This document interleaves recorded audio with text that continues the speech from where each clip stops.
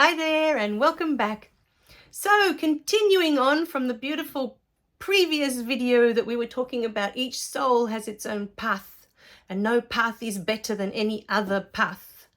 So if you are spiritually awakened in this lifetime or enlightened or whatever else you want to call it, whatever other names they have for it now, and it's just to be aware that you are spirit in human form. That's all it is. They're just all fancy names for that, right? If you are that, great. But that doesn't make you better than someone who's just started out and it may be their 10th lifetime and they're suffering, complete and utter suffering the whole time. Pain and grief and the works. That soul is living its experience. That's what it came to do. To know what pain is, to know what grief is, to know what it is to suffer. Because outside of this beautiful simulation, none of that exists. This is our playground. We get to do it all here. It doesn't exist outside of this dimension, outside of this beautiful earth, this beautiful simulation we've been given to come and explore who we truly are. Explore ourselves. We come to explore here, to discover, to expand. Because with each experience, we expand. It's just like a video game. I know I keep going back to that, but in the video game, you choose your avatar before you come in. That's what we do when we come here. We choose our avatar. What is it that we want to be? Male, female, tall, short. All of it. We get to choose all of it before we come in. But the beauty of it is when you're in the video game and you're playing, anyone who's ever played a video game, no matter how simple or basic, usually you start at the beginning and it's very simple, very basic. But as you progress through, you'll find there are levels and the levels get harder. But because you've already worked through these lower levels, you have all these skills now.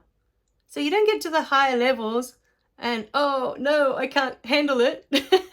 No, you've already had all these years, all these levels, where you've been able to gain skills so that when you get to the higher levels, you can manage those higher levels. Actually, it's reminding me of when I teach piano, and the little ones, the students start off with their very, very basic books and their very basic things that they're picking up on to start with. And in the first levels, it's really just about getting the 5 fingers on each hand working. Just getting them moving, getting them to know which finger is what number and all of that. Very basic stuff. But as the years progress, and that's why I was thinking years with piano, you gain skills. And your skills build upon the skills that you've already done in the previous books. You see? So say in the first book, you're only learning each hand on its own because that's all you can manage. The songs are all right hand, and then you do songs in the left hand, and that's the first level. And then the second level, you try a little bit. Now you've had a whole year of doing the hands separate. We're going to try a little bit hands together. Very scary, for the student that's just starting out with the hands together. But you have to remember, we've had a whole year of each hand separate. And you've learnt all your finger numbers and each hand is becoming a little bit more confident on its own. It's getting better. So now to put the hands together is the next level. So now we've got hands together. So what can we do now? Next level. And the next level, we learn how to do different things with our hands on the piano. We learn how to play soft sounds by playing very softly on the keys. We learn how to make loud sounds. And then the next level is having one hand soft and the other hand loud. And now they're doing different things. So they're not just playing together, but doing different things. And each level gets harder and harder. But because you've had the levels below them where you're already gaining skills, you can manage that next level. You can cope. You have the skills to cope. And life is exactly the same. If you've had a really difficult very, very difficult lifetime with very difficult experiences. A lot of suffering, a lot of shame, a lot of guilt, a lot of all these things. You've already done all the easier levels. Okay, so say a simple level might be you come in to a lifetime and you have a neighbor that steals from you, people stealing from you. That's an easy one because that's not something that you know, it's easy. People steal from you and you have this constant lifetime of people stealing from you. And then of course, because each lifetime has to have the two sides, you'll have lifetimes where you're stealing from others out of you're hungry, you know, out of necessity or whatever it is. Say that's a lower level. And then you've done that, you've completed that cycle. So you come into another level. And in the next level might be the level where, say, you have abusive parents and you get smacked and yelled a lot. So in your childhood, you're going to have this whole thing of growing up with shame, with guilt, with all the things that happen when you get yelled at and you get smacked. And then, of course, you'll have lifetimes where you come in, you're the adult, and you do the same. Now, I wanted to use that exact example for a reason. Because something came to light in one of, I'm just thinking this morning was something I really, really wanted to share. Growing up, and this is where we're talking about you have choices. Growing up, you have your whole childhood where you're the little one and you have to put up with the rules of the grown-ups around you. Whatever it is that's going on in your house, in your home, you have to endure that, whether it's yelling and smacking, whether it's sexual abuse, whether it's domestic violence, whatever it is that's going on in the house, whether you're constantly being put down, bullied by a grown-up, right? That's in your childhood. And you're observing all of this. You're observing. Okay, you have to endure all of this until you're grown up and you can leave and have your own life. Right? So you move out now, you're old enough, you have your own life, and you look back on your childhood. And you always have a choice. You always have a choice that, well, I didn't like that very much. I didn't like whatever it was that they did. I wasn't comfortable with that. I didn't like that. I didn't like that flavor of ice cream. So when I have my own children or whoever I'm having experiences with from now on and I'm responsible, I'm not going to give them that flavor of ice cream because I didn't like it. So if I didn't like being smacked when I was little, I'm not going to smack my children. Now, we always have a choice. If it was something we didn't like, we can move forward and make sure we don't do it to others. We can make sure that cycle ends there, that cycle of abuse, whatever it was, right? We make that choice. But this is what happened to me. When I was little, I was smacked and I was yelled at a lot after my sister was born. My mum found it really difficult to cope with my sister, and so I was constantly getting in trouble with her, right?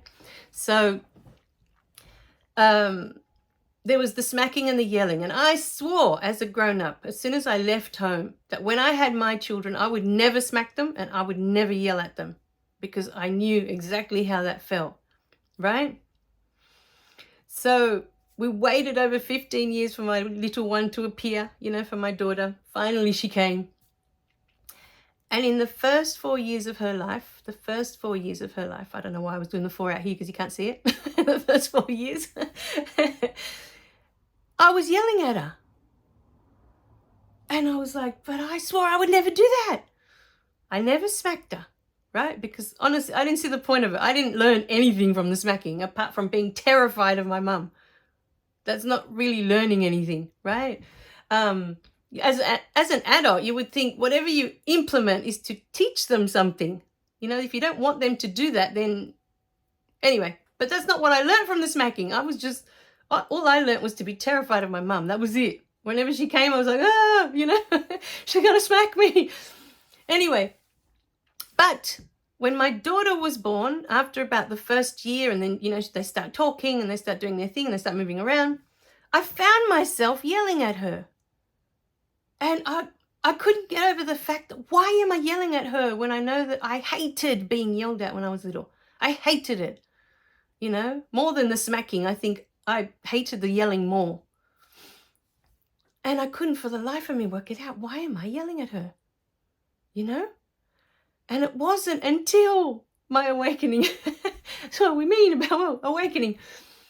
A moment came where one day I was sitting there and I realized every time I yelled at my daughter, I was frustrated because I was having financial issues. Either there was a bill that I was behind with, I was behind with a mortgage, or there was always a financial issue. It was always an ongoing struggle with my husband and I, just getting on top of our finances. And I was always behind with everything, behind with the bills, behind with the mortgage, behind, the bank was constantly calling for us to, pay the mortgage. I was always behind.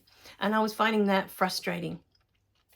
Anyway, so eventually I went to a financial advisor and I got all the advice I needed, and I learned how to get on top of it because I'd never been taught. But as an adult, I never asked for help or went and looked for help, on how to do all of this grown-up stuff, all this budgeting thing. It wasn't something that I grew up with. It wasn't something that I was ever taught.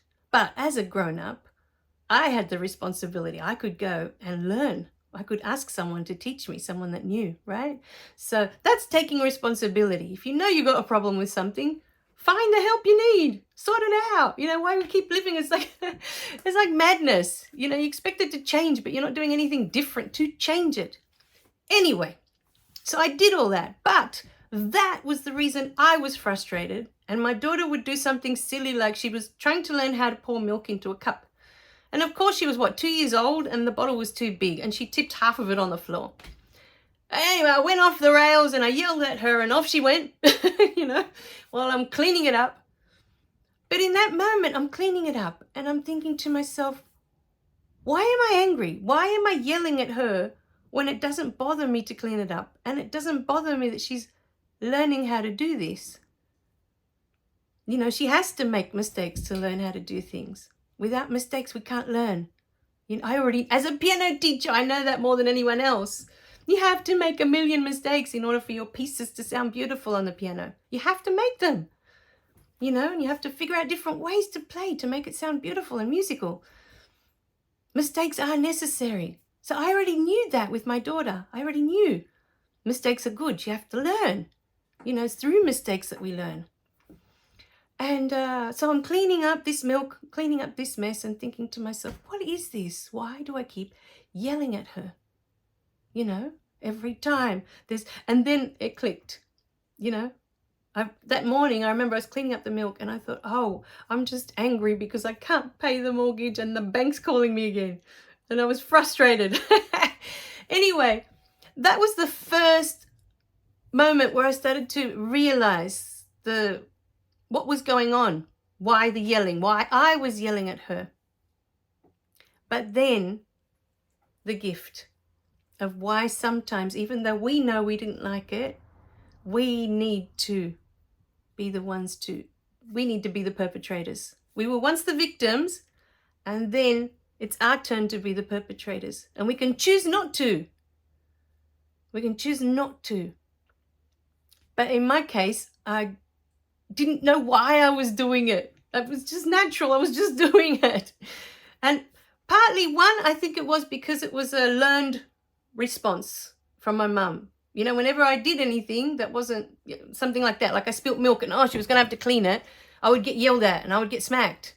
And so it was kind of a response to that. Oh, that's what used to happen to me. So I'm like, responding in this way. But the greatest gift to me was one day when I realized, oh, I know now why I had to go through that as the mother, why I needed to yell at my daughter. Because in that moment I realized, now I know how my mum felt. Now I understand what my mum was going through. You see, because my parents had come from South America. They'd come to Australia. I was born here shortly after they arrived. But they came here with nothing. Nothing, barely the clothes on their back. Nothing. They came here to build a future together for them and for their children. And so I can imagine not knowing the language, not having any money, trying to move forward in this country. How frustrating would that have been? I had the language, you know. The only thing was I didn't know how to manage money, but we had money. It wasn't like I started from scratch, from zero, like they did.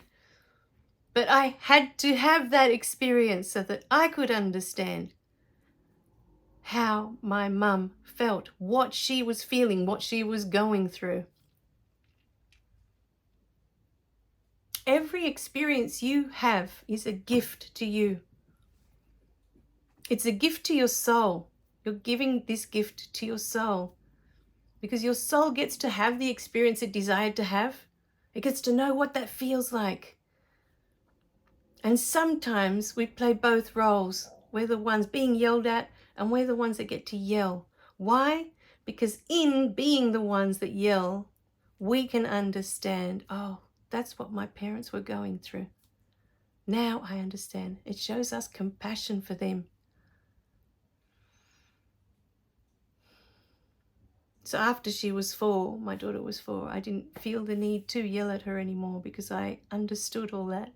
I understood why I was yelling, where it was coming from.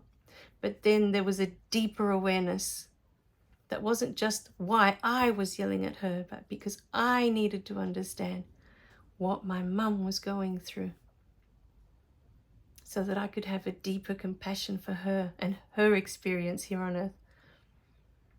You see? So every experience is sacred. Every human experience, whether you understand it or not, is not up to you. But everything is sacred. So instead of judging others, that it looks good or it looks bad or it looks right or it looks wrong, focus on your experience. What are you meant to gain from this experience? Focus on yourself. What is it that your soul wants to gain from this experience? And then you'll be on the right path. Because you're no longer looking at, well, what's he doing, what's she doing, and what are they? This is your path, yours and yours alone. Only you can know what you are meant to gain from this. The others have their own paths. Let them figure it out. They have their own souls guiding them. It's not your job. Remember, we've talked about this before. It's not your job to fix it. Your job is to figure out, well, what am I supposed to gain from this experience?